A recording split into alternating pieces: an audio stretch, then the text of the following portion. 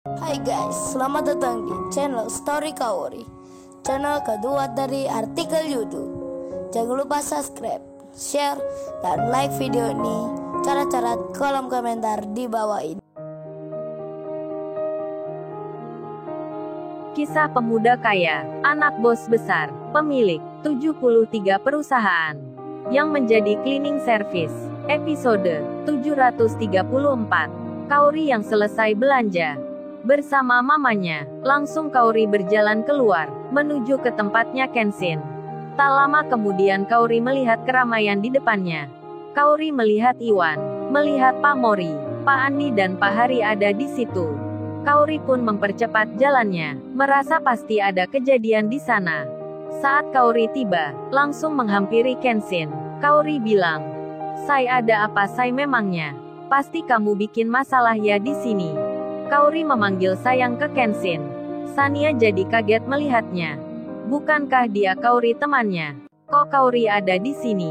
Mengenal cowok ini, panggil sayang pula. Sania langsung menyapa. "Lo kamu Kaori ya? Kaori teman sekolahku dulu." Kaori pun melihatnya. Langsung menjawabnya, "Lo kamu Sania, ada apa ini Sania?" "Oh ya katanya kamu akan menikah. Kemarin Lala memberitahuku." "Terus kapan di mana tempatnya?" "Entar aku datang bersama suamiku ini." Sania jadi kaget lagi mendengarnya. Cowok ini ternyata suaminya Kaori. Yanti dan Marcel pun terheran lagi. Istrinya sangat cantik sekali. Dan Kenshin kemudian bilang, "Sudah selesai belanjanya Kaori. Tapi sebentar ya Kaori, aku ada perlunya di sini." Kenshin pun bilang pada papanya Sania yang bernama Pak Bakri itu. "Oh ya Pak Bakri, sekarang tak usah khawatir lagi. Kejadian seperti Pak Bakri ini pernah dialami oleh Pak Andi. Beliau ini bernama Pak Andi, pengusaha tekstil yang perusahaannya pernah ditipu teman sendiri." Kenshin mengenalkan Pak Andi. Pak Andi pun langsung menyapa. "Senang bertemu dengan Anda Pak Bakri." "Benar kata Tuan Muda Kenshin. Saya dulu pernah jatuh miskin. Terlilit hutang bank yang sangat banyak sekali. Karena perusahaan bangkrut tiba-tiba. Semua karyawan saya rumahkan. Seandainya kalau tak bertemu Tuan Muda Kenshin, saya mungkin sudah hidup di jalanan. Hidup di jalanan bersama anak dan istri. Jadi nanti saya bersama Pak Mori akan membantu mengaudit perusahaan Pak Bakri. Berdasar pengalaman yang saya alami, hal itu terjadi lantaran ada pihak orang dekat yang berbuat ingin menghancurkan perusahaan." Mendengar hal itu Marcel dan Yanti ketar-ketir jadinya. Ketakutan diri mereka akan diketahui. Kenshin kemudian malah bilang, "Oh ya lu yang bernama Marcel ini. Aku tak menyangka kamu orang yang tega sekali. Sama calon mertuamu mau memasukkan penjara. Sampai menyewa polisi segala. Belum menikah sama Mbak Sania sudah begitu sikapmu. Hutang 50 M dijadikan 100 miliar. Kamu mau jadi rentenir? Atau ingin menghancurkan hidup orang? Baik hutang Pak Bakri saya yang akan menanggungnya. Uang segitu kecil tak seberapa. Tapi kalau lu terlibat berbuat kejahatan pada Pak Bakri, bukan hanya penjara menantimu, tapi semua asetmu akan disita." Sania dan Pak Bakri mendengarnya. Uang 100 miliar dikata kecil bagi pemuda ini. Dek-dekan Sania jadinya. Mas ini menolong papanya tanpa imbalan apapun, bahkan baru mengenalnya. Mamanya Sania pun jadi takjub dibuatnya. Pemuda yang dikiranya tadi hanya penjaga parkir liar di jalanan ini, ternyata orang berkedudukan tinggi. Mamanya Sania sangat salut dengan Kenshin. Pemuda kaya tapi sederhana hidupnya. Mamanya Sania pun berandai-andai dalam hatinya. Sekiranya punya menantu seperti pemuda ini, pasti akan bahagia putrinya.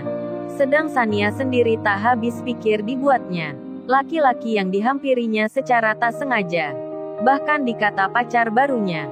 Ternyata suaminya Kaori temannya. Sania merasa bersalah pada Kaori. Nanti akan minta maaf ke dirinya. Kemudian di tengah hal itu, tiba-tiba datang Bang Hotman di situ.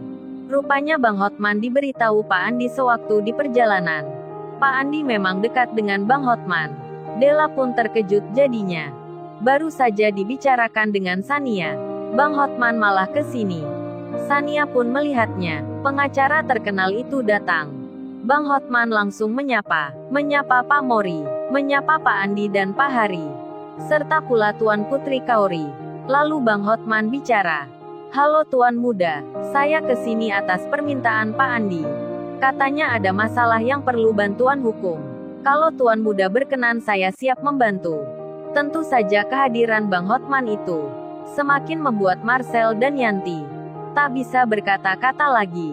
Tadinya mereka yang sombong berbangga diri, sekarang seperti anak macan kehilangan induknya. Marcel dan Yanti syok dibuatnya. Pengacara terkenal memanggil laki-laki ini Tuan Muda pula. Bang Hotman pun lalu diberitahu Iwan kalau dia membayar oknum polisi untuk menangkap Kenshin. Bang Hotman pun menjawabnya, wah ente cari mati rupanya. Pengusaha apa memangnya kalian ini? Saya tak mengenal, tak pernah melihat kalian cari masalah dengan Tuan Muda. Sama saja cari masalah dengan kita. Kalau kalian tahu tentang berita ramai di waktu yang lalu, ada orang bernama Pak Leo, yang sok kaya sok tajir bisa membayar pejabat polisi dan para hakim. Serta pula punya banyak lawyer pembelanya, bertujuan untuk memenjarakan Mas Iwan ini, yang kerjanya cleaning service, dianggap mencemarkan nama baiknya. Sekarang si Leo itu mendekam di penjara. Itu ada Mbak Della pengacara muda yang ikut membela Mas Iwan ini. Jadi saya beritahu sejarahnya. Si Leo yang pengusaha kaya itu pun akhirnya masuk penjara bersama pengacaranya. Apalagi kalian yang membayar oknum polisi berpangkat Kapolres. Serta kalian pengusaha tak terkenal belum berpengalaman, mau menjerumuskan Tuan Muda ke penjara. Dibuat berhenti perusahaan kalian pun bisa. Dalam 1 jam pun akan terlaksana. Sekali perintah mitra-mitra kalian akan berlarian. Tuan Muda Kenshin membawahi puluhan perusahaan besar. Beliau ini yang jadi pimpinan bos-bos perusahaan. Kalian pun bukan levelnya. Mendengar Bang Hotman bicara begitu, Yanti berdetak jantungnya tak karuan. Keringat dingin keluar dari mukanya. Pucat-pucat wajahnya. Padahal baru saja dibilangnya, Kenshin laki-laki miskin tak mengerti perusahaan. Tak pantas pula menyebut namanya. Malah sekarang dikata oleh Bang Hotman, dia pimpinan dari banyak bos-bos perusahaan. Yanti tak berkutik diam di tempatnya. Tak berkata seperti kesetrum hatinya. Marcel pun demikian pula. Marcel yang terlalu terkejutnya, sampai tak bisa menahan buang air kecil di celananya. Kakinya tiba-tiba gemeteran. Iwan dan Paijo melihatnya. Iwan dan Paijo pun tertawa jadinya. Sementara itu, Sania dan papanya serta mamanya menjadi terkejut luar biasa saat mendengarnya. Pemuda ini punya puluhan perusahaan. Pak Bakri bertanya-tanya jadinya. Sania putrinya pun sama. Merasa penasaran sekali dibuatnya. Kemudian Iwan berkata pada Paijo, gimana Jo Paijo? Kemarin kan mereka ini sudah kita bilangin. Tapi mereka malah menantang, bahkan menghina dan akan menangkap kita. Sekarang malah sebaliknya, mereka yang akan masuk penjara. Paijo menjawabnya, ya gitu Wan, orang jahat balasannya jahat. Orang baik balasannya kebaikan. Becik ketitik olo ketoro.